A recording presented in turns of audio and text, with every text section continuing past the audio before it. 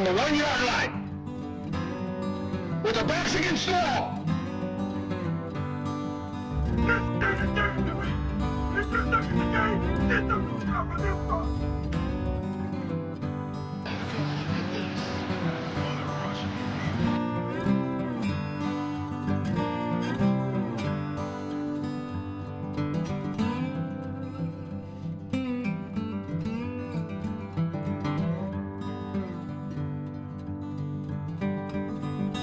Hello, everybody. Welcome one, welcome all, and welcome back to the Bleav in USA podcast.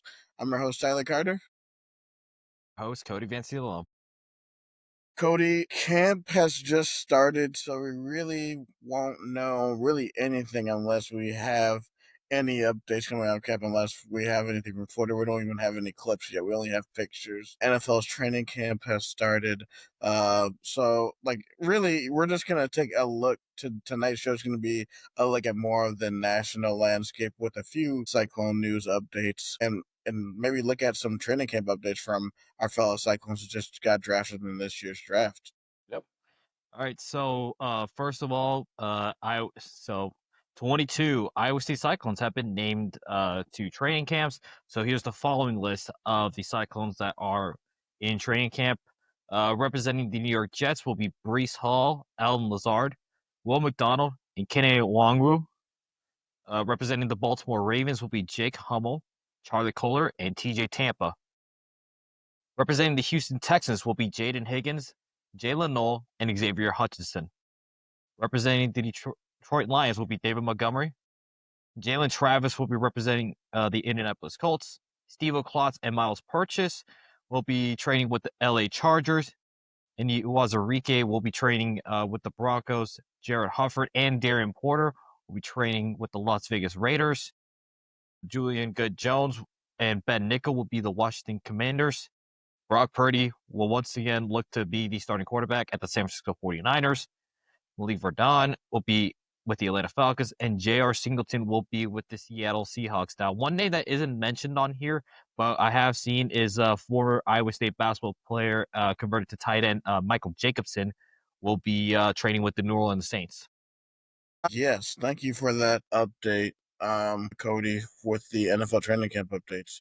Now, I know there is something else that we were talking about pre-show that I also found interesting earlier. 3 had a Donald Trump article about NIL. If you want to share your screen, let's talk about that and really dive deep into that. I found that interesting.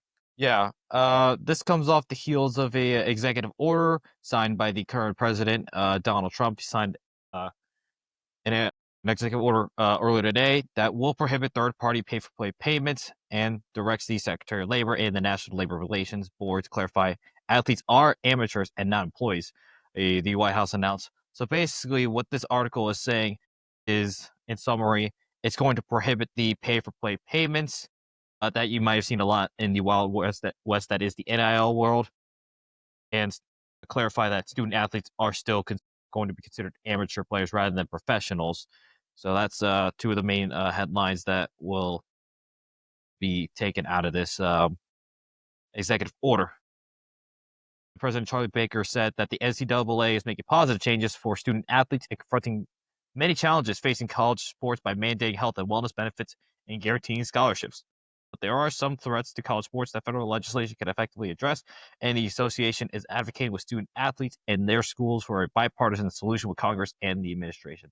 Now, I did see a third talking point with this whole thing mandating health and wellness benefits and guaranteeing scholarships, that this should be able to save women's sports and non-revenue sports, because I know with the new NIL deal and whatever, the House settlement, that was going to hamper a lot more of the non-revenue sports.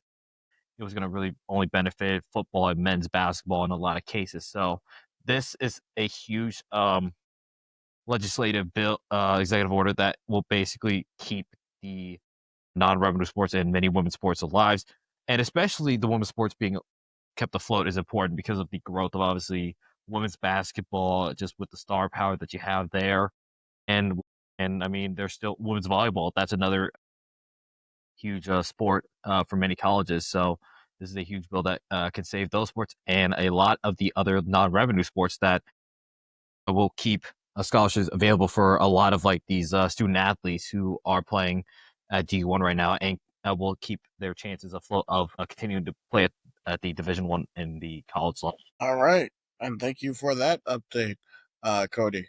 Um, so there, I'm gonna share my screen. I did see a few updates from the Iowa State football Twitter page. So we're gonna go to the Iowa State football page real quick.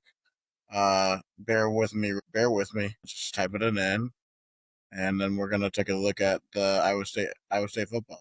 I think the main thing is like, I mean, we're all on the countdown to Ireland at this point.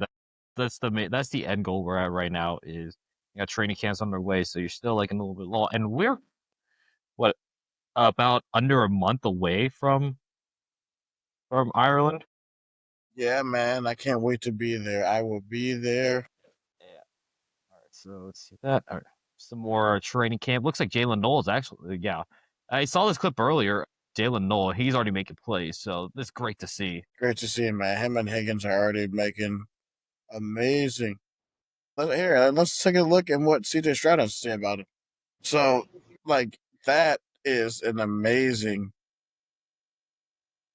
just amazing words by CJ Stroud, QB1 down to Houston, that they're just hard workers. And it just shows that Iowa State is one of those programs to where if you're willing to humble yourself and be coached and developed, you will make big money. You may not make big money from the beginning, but you will definitely would have a great and long lasting NFL career. But man, let's look at Abu Sama and Carson Hansen. Look at these boys, man. They look cut, bro. Dude, that whatever the strength conditioning staff and nutrition staff got going on at Iowa State. Yeah, dog simple. Yeah, that's basically what we're looking at. We're looking at two dogs. Obviously, Carson Hansen coming off a very like I think that was his breakout year last year. He had a really good like season last year, and obviously Abu Sama is looking to get back to form. Obviously, having a bit of a slump in his sophomore year, so I'm really excited to see what those two can do in the running back position. And then we've got some more pictures from training camp. Looks like James Neal or is it Marcus Neal? That's James Nail, All right. and that's Chase Soul, All right. Ikenna Eziogu, Yagu and Cooper Cooper Evil. Evil. Yeah.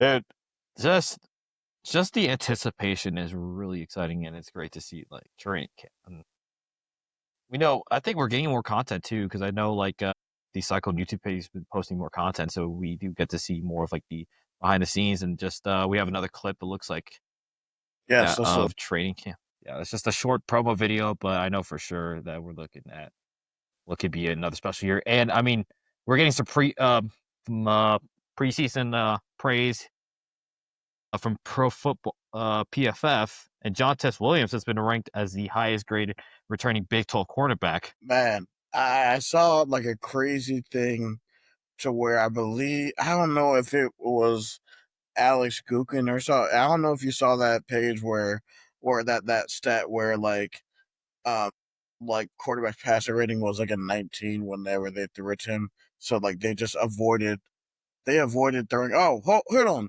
Let's look at this college thing. Okay, so John S. Williams last season. This is insane.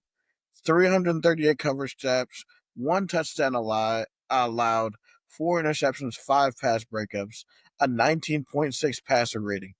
Insane, bro. Like shut down corner, like bro. Uh, and Yeah, and I think I found what you were talking about, the gap, John Tess Williams and whatever. Yeah, this comes from I found the Alex Gukin tweet you were talking here about. I'll stop sharing and then you can share that. Yep. Yeah, and this is actually a code tweet from try to remember the name. Second here. Yeah, Bobby Football. Yeah. Look at the gap between John Tess Williams and D'Angelo Pons of Indiana. Holy crap! That's That gap elite. is ridiculous. Like, I'm there's telling you, being man. a good quarterback, and then there's what this is. And I mean, yeah, Yeah, obviously, yeah, PFF. And look at yeah, yeah, the QB spiked the ball every play. They would just end up with a 39 passer rating, which is nuts. That is nuts to imagine.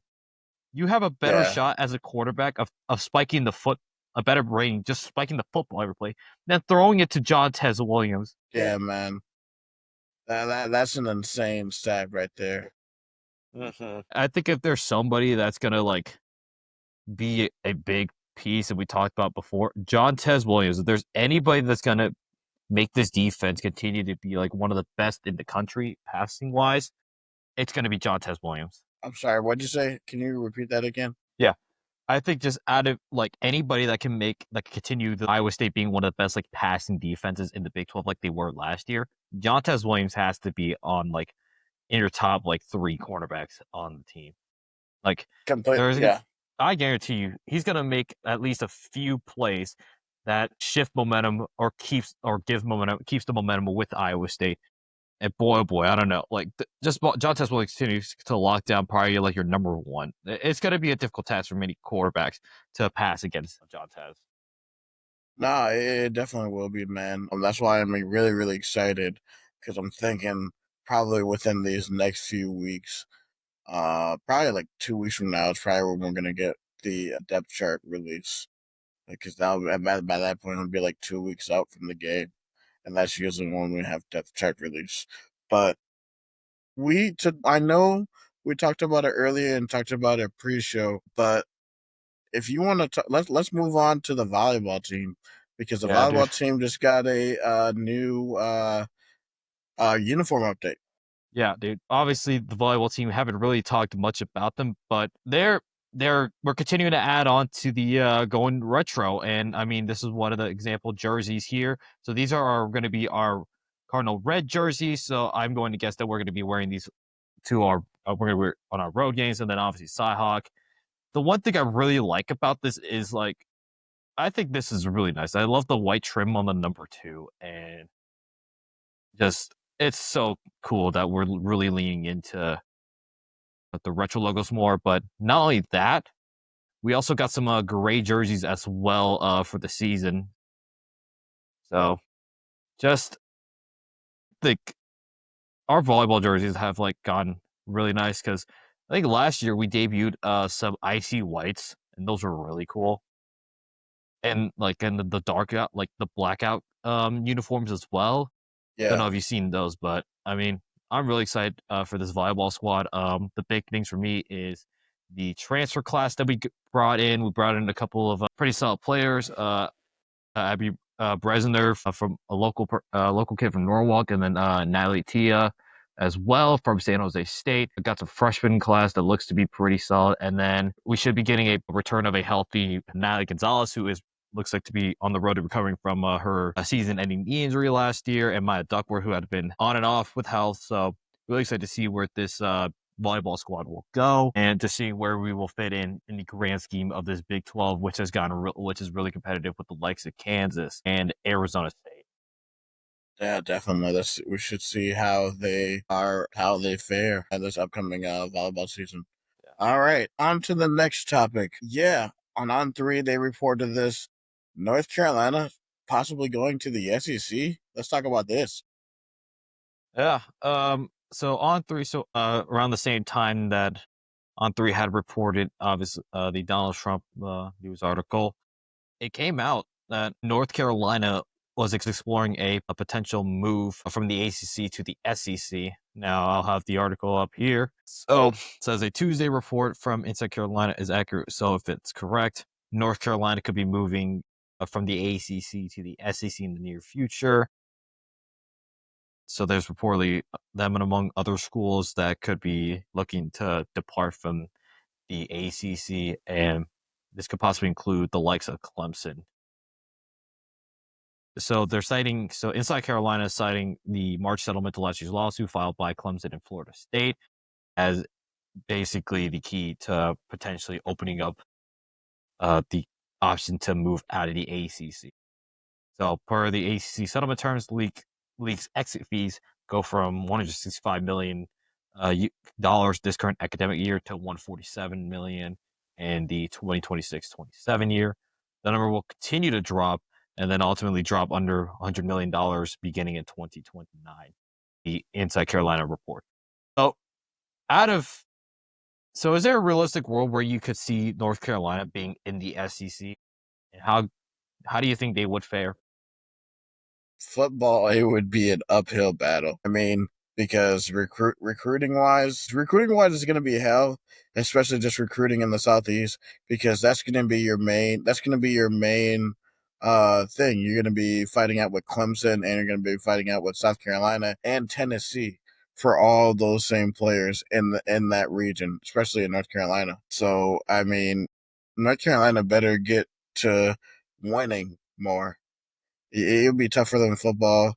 It's already like the SEC is already amazing in basketball, and not gonna lie, North Carolina's been sort of mid the last few years, with the exception of that Final Four a few years ago. But like they've just been mid. So I don't know if this iteration of North Carolina.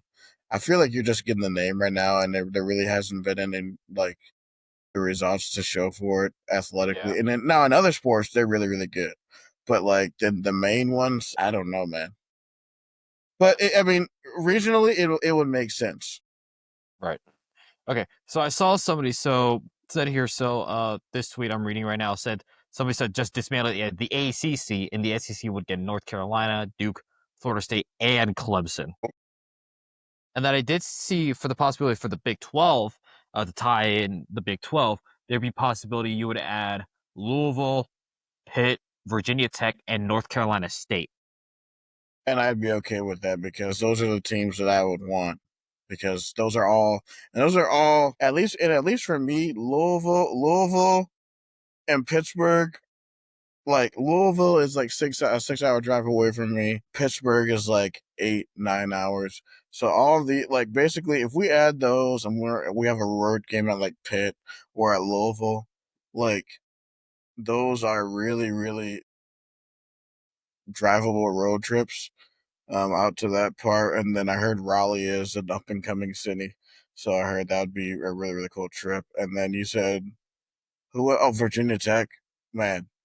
Going there for Enter Sandman, I'd love to go to a game in Blacksburg. Mm-hmm. Yeah, just I think there is some possibilities like you can have like some connections. Dude, imagine having the backyard brawl as a Big 12 rivalry. I'm telling you, man, like this that us adding these teams, it would basically because West Virginia is sort of like I don't know if you've really been reading up on West Virginia stuff, but I feel like they've been sort of the outlier because they don't really have like a rival. But if you instantly add Louisville and you add because you already have Cincinnati, but you add Louisville, you add Virginia Tech, and they already have a rivalry trophy in that game. I think it's for the Black Diamond or Black Pearl, something like Yeah, that. because And what? then, oh, go ahead. Because was West Virginia and Virginia Tech both in the Big East? Because I remember. Yes. Okay, so they do have some connected history back in the Big East days, and then obviously the backyard brawl, and then I'm curious to see where NC State would fit into to this. NC State, I mean, NC State is like a textile, like blue collar school. So, like, they would fit in with all the other land grant universities. So they're sort of like just the same as like a Oklahoma State, Iowa State, K State. There is sort of that ilk. And Pitt is basically the typical city school. So it's basically like a UCF, Cincinnati, Houston. Louisville, Houston, yeah. So they'd fit into the ilk of those type of schools. So like main cities that have a university. Yeah, and then yeah, Virginia Tech would fit in with Texas Tech, I think. Yeah, Would you say? yeah, Yeah. them and then other engineering schools. So yeah. Okay, that's not too bad. So you're gonna get so in that case, you're gonna get a mix of like the land grant blue collar schools. You got the city schools. Hmm. Then you've got like the more like engineering type of schools. And you got the religious schools as well because you obviously have BYU, Baylor, and TCU. So this is quite a mix. That would be quite a mixing pot because in that case, that would make the league what 20 teams then. 20 teams. Yeah. You know what? While we're talking about this, so let's go down. Let's say we're doing college basketball, all right? For this scenario. So let's say we do have this 20-team Big 12. What are the teams you want, like, say, a home and home against? Okay, so in this sense, we would have. So then we would have to do a 20-game schedule, then, right? In this scenario, or 18? Let's see, because you're up against your 20 teams. We would have to stay at 18. I'm not sure. I would love to play everybody at least once. I have to do like some rotations, but like, what are the three? Like, if you were to do, you had to choose 3 teams that you want to play against. At it, like, including like these. So Oh, out of like that new 4, who would you want to play the most? Pitt. Pitt, Pitt. because Pitt is our farm system. Yeah, we're basically the farm system for Pitt. We are the farm system for Like, you Pitt. know how we were like St. Bonaventure with our farm system. We're the farm system for Pitt. Yeah, so it'd be Pitt, Houston, State, KU. Yeah. I would love. Oh, okay, let's just see. That's the thing. If only Louisville was like still good at basketball, I'd be like, Oh, they're on the cut. They're back on the cut. yeah, They're on the come up. they're like kind of stuff. Yeah, but I guess like basketball, that's like there. But dude, I just thought of like the volleyball. When we were talking about volleyball earlier, you're gonna add 2 perennial powerhouses in Louisville and Pitt. Oh, Because I know. those 2 teams just went to the Final Four, and obviously Louisville just went to the national championship game against Penn State, and it was literally in Louisville, so that was literally a home game for the national championship. So that's kind of crazy to think about. So you add those 2 to the likes of the BYU, Kansas, Arizona State. That's you might be talking about a lot on all fronts. So this like expansion. So I don't know if it's going to happen, but if it does, I do hope those 4 schools that we listed today will be the schools that we kind of target, because I think those 4 are the realistic options. I agree. And I mean, as much as I would love Florida State and Clemson, they just don't feel like the right fit for the conference. No, they're not, because they're. I feel like it'd be just like Oklahoma and Texas again, to where they just feel like they. Well, no, Florida State. I feel like Clemson would fit more, but Florida State, no.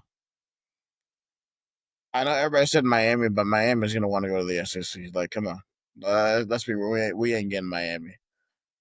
And why Um, would we want Miami? Like what's Miami would be great for football. They're a great football brand. yeah, that's true. And then that's just another recruiting base too, to go down in Miami.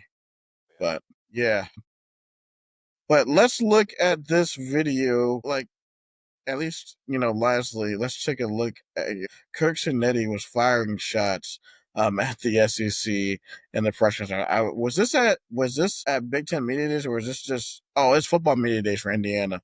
We're gonna take a look at this, and we're gonna go into this and go in here. We're gonna start from the beginning, and I'm gonna share my screen. So 1 second, everyone, and we're gonna share this live. We'll take a look and then give our thoughts. But we're gonna start it from the beginning. But here we go. All right, so. What are your thoughts on Kirk Cinetti? I think it's very like I've always been like on the cusp of like playing like 9 conference games. I think I'm fine with like I think that's something every school should do. It's kind of a weird thing where like every conference should do. It's weird that like certain conferences do 8, others do 9. So it's just like pick one across the board. And he also did dive into the automatic qualifiers, and I think the Big Ten does have a case for like those for automatic qualifiers. I just think they do. 'Cause, I mean, you obviously have the consistency of Ohio State, Michigan, Penn State, and then you got Oregon as well.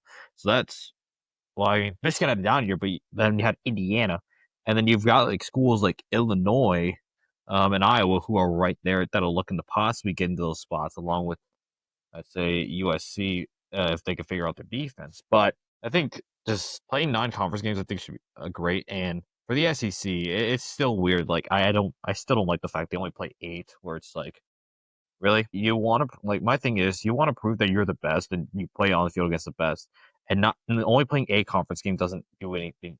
Doesn't move me. 9 would be probably move me a little more, because you're adding an extra SEC opponent. Because you talk about being the top brass, like in college football, and you talk about being like the big dogs in college football that prove it, and not have like these weak cupcake games like literally the week before rivalry week.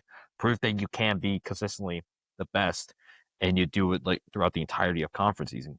Only have those 3 non-conference games. Get those out of the way, and then from there, it's all SEC ball. And then, but the only thing is, Cody, and then that they would just go and then be like, well, look at who's won the national championship the last 15 years, when it's really just been Alabama and Georgia. But they would just tout that for your rebuttal. Although you bring up a very, very good point. And In also, that like situation. you mentioned, only Alabama and Georgia. That's only 2 teams in the SEC. Yes, it's the SEC winning those titles, but it's literally only 2 teams outside of LSU. Who else has won a national title that's represented the SEC in the last 15 years? Alabama and Georgia. I think actually, I mean, if you consider, I guess we consider 2010. You could throw in Auburn there, but they I haven't mean, done yeah, much. Auburn. Yeah, they haven't And done Auburn, much but since like then. really, they haven't done Yeah. anything since the Cam Newton days, outside of the Yeah. 2013 season, which was crazy, but still. Right. Exactly. Like, that's exactly our point. Yeah, it's very. Yeah. Yeah, go ahead. Nah, but I just, I found out some news today. I was, I like to listen to our podcast just to see what we sound like and make sure the sound is on point. And I found out some interesting news that we are now presented by FanDuel, which is an update from my bookie. So we're gonna take a look at our new presenting partner FanDuel, because we're gonna take a look at the sports book, and then we're gonna take a look at maybe some college football ads and see Yeah. what's up. Yeah, so kind of like what we did with my bookie, we're gonna take a look at like college football odds, maybe take a look at the national championship odds. And well, I mean, right off the bat here, you already see the odds for the farmer getting in Ireland, Kansas State being a minus 3.5 point favorite, take over under 49.5, and money line spread minus 152 for the Wildcats, plus 126 for the Cyclones. Now, right off the bat, do you think this game goes over or under? I actually think this game is gonna go over. I think it's gonna be a lot more high scoring. Oh yeah, because I think both schools want to put on a show to start the season. I agree. It's not going to be like Florida State, Georgia Tech. This one's going to be these are two quality teams right off the bat. Not to mention that there's going to be the last 2 living Pop Tarts are going to be there. You know what? Yeah. One of my thoughts for that is like they need to come up with a limited edition Guinness flavored Pop Tart just for the Dude. Yeah, that'd be crazy. crazy if you have a Pop Tart that like tastes like Guinness. Okay. All right. So we mentioned this a little bit ago, but the national championship odds, and looks like FanDuel is buying into the Arch Manning hype train a little bit here.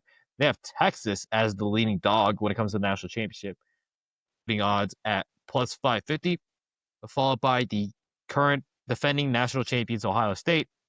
We got Georgia at third with plus 650, Penn State fourth plus 750. Then you got Alabama and Oregon at plus 1100. So I'm really interested to see what Vegas sees in Penn State, because I feel like the loss of Tyler Warren might hamper them a little bit. But I'm really curious to see what development Drew Aller's like, and can James Franklin get over that hump of not winning in the big games that matter the most. I think it's that, and then they also have both running backs coming back. I think that's also Oh why yeah, they're yeah, pretty yeah, yeah. high at Penn State. Was it Katron Allen, Nick Singleton? Yes. Yeah. But and then we also have different odds for each conference. Let's take a look at some of the Big 12 odds to make the playoff. Arizona make it. Let's see what their odds are. Plus 2,500. What's Arizona State odds? Plus 440, yes. Plus 700, no. What are Baylor's odds? Plus 540. I think I do like Baylor's because I really can see the Sawyer Robertson continuing to ball out, that Bryson Washington. I'm really curious to see what that duel does for Baylor this year. Completely agree. Iowa State's odd. Ooh, plus 920? Mm. Those might be that might be good odds. Those might be good odds. Um, yeah. like these are probably good odds to win. Let's look at conference winners for the Big 12. Kansas State, of course, is at plus 500.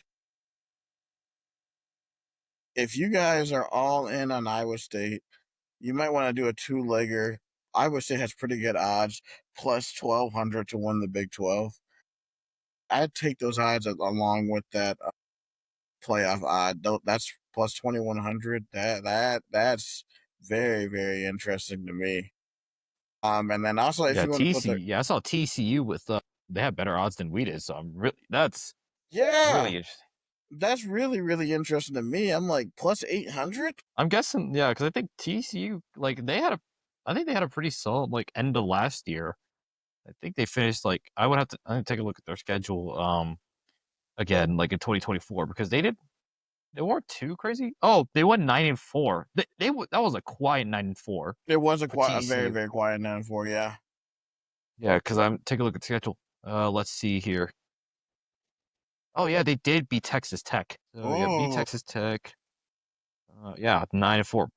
And then I think taking a look. I'm gonna take a look quickly at their schedule. Once again on my own screen. Uh huh. At Arizona State, Colorado, at Kansas State. They've got some tough games. Like I'm looking at here, but their I feel like their non-con is definitely doable. Yeah. And I'd say outside of Arizona State, Kansas State, they have all winnable games. I No, mean, they do definitely. have I chances at completely agree. Arizona State and at Kansas State, but I think those are going to be the toughest games. You're totally right on that. Um, and since we are presented by FanDuel now, we're gonna show you some of the promotions that they have. So uh, we there is with new customers you have bet $5 get $150 in bonus bets if you win. There is a 30% profit boost on all parlays on any sport. Through today, there is there for the face-off Grand Slam Beat the Score Bonanza. You have a chance to instantly win $75,000, and there's a refer a friend promo where if you refer a friend, you guys both get two. You guys both get 100% profit boost. So go ahead and gamble with FanDuel. And also, if you are in Illinois and you need help with responsible gambling, call 1-800-GAMBLER. Just in case, if you struggle with gambling, get some help. Always gamble responsibly in the day. Yes. Um, yeah. Okay, so some final things that I wanted to talk about. Sure. Our main man Matt Thomas. Matt Thomas has found himself in the quite interesting world of The Bachelor. Yeah, this was awesome. I saw this. I'm like, wait, who? Wait, it's like wait. Is it?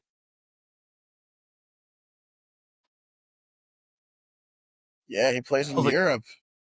yeah. I was like, huh. That is the Matt Thomas that I was thinking of. So that's kind of crazy. It's what a world we're living. Like Matt Thomas is what he's winning in life. Like that's what I'm gonna say. He really I is don't know a what it is, guy from but Onalaska, dude's winning in Wisconsin, life. an Iowa State Oh, guy dude, at that, and some more national stuff. doing You well for see himself. what's going on with You Memphis? You know, love like to we see talked about it. Memphis on the last show. Yeah. Yeah. In case you didn't hear, you see what happened with Memphis? Sorry, it's still loading, so I'm still trying to. Our apologies. Yeah. So basically, until you see, so basically, that's so basically we're doing some science or play stealing or whatever. So former Yeah. Memphis defensive back Taj Ryle sent UTSA quarterback Owen McCown the Tigers' playbook before the game of UTSA and Memphis, and UTSA went on to win the game. So dude decided I to just saw be that. his own team's biggest op. Yo, yeah. Like, okay, look at this. Just look at this. Like, we talked about Connor Stallion's sign stealing. This is on a whole different level because, bro, this is Hey, yo. This what are is we some doing? nasty work right here. Bet. never But seen let me know if they somebody. cut your staff, and I'll put in a work. I've Yeah, never seen somebody like literally DM an opposing player their own team's playbook. What? bro. What? This is diabolical behavior. Like, I'm not gonna cap. This is diabolical behavior right Oh here. boy. Yeah. What? That's so. So do we like?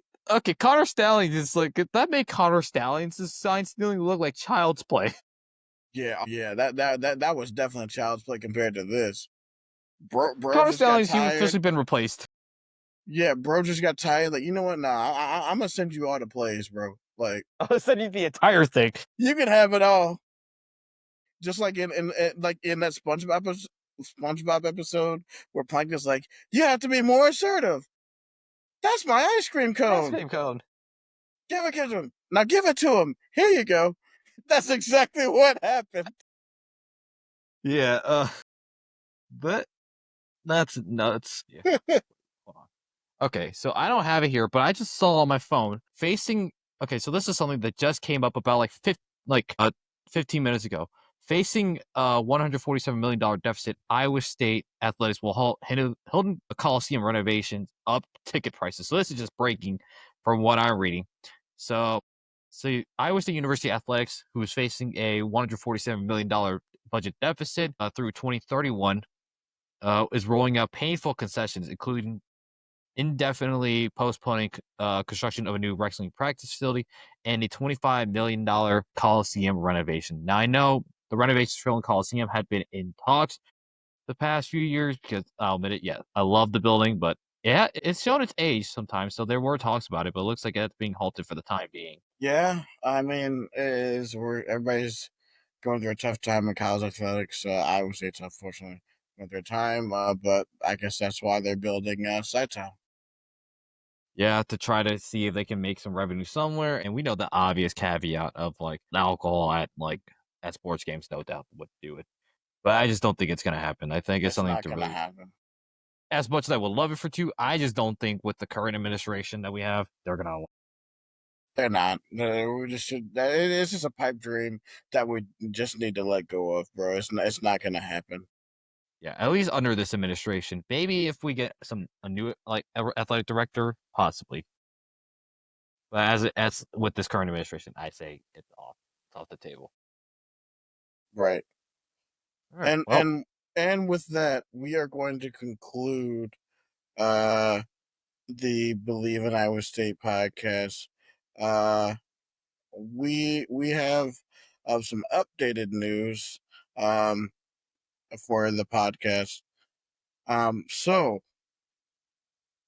we are a top 15 of sports podcasts in the state of Iowa, and I was looking at the feed spot list. I said top 50. We're actually coming at number 39 in the state of Iowa as the most listened to podcast overall in the state of Iowa. So thank you, state of Iowa listeners, for your continued support of the Bleav in Iowa State podcast.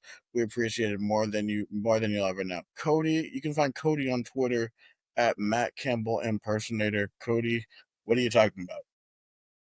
I mean, I just mostly talked about just like I'm basically saying cautious optimism. We're going to the Final Four. I got a little bit of trolling from some Kansas fan who's like saying like this ain't 1944. I'm like, I know. That's why I put the cautious optimism. Okay. Well, But let me be happy, damn it. yeah. Yeah, pretty much. And also just talking about volleyball and some random stuff, dude. That Big 12 tweet about like a 6-3 team stumbling in the non-con, that was hilarious. What the admin put, and it put Cyhawk. Yeah, can you imagine if Iowa would have made the playoff at 8-4? 6-3 in conference? Oh, You assume they would. Okay, so wait, I don't think they weren't even in the top four anyways of the automatic qualifiers. So unless they would have, no, they would have played in the what was it, the play-in tournament? they would have gotten killed by who's the fourth team? Ohio State. I Bleav, yeah, Ohio State. Yeah, Ohio State was They would have the fourth gotten team, and you trounced would have had by to play Ohio in the shoe, State. You would have gotten. dude. Wait, didn't they play Ohio State last We would have year? been like, yeah, they did. They Yeah, got they shut lost. out. Yeah, or 35-7. It was either I think it was 35-7. He had 35 a garbage yeah. time touchdown. It was hilarious. Yeah, it would be the same thing would happen. It'd be worse. Yeah, let me see here. Oh no! Iowa have had gone. I think they might have. Let me go take a look at the standings. Okay, what? Am I crazy?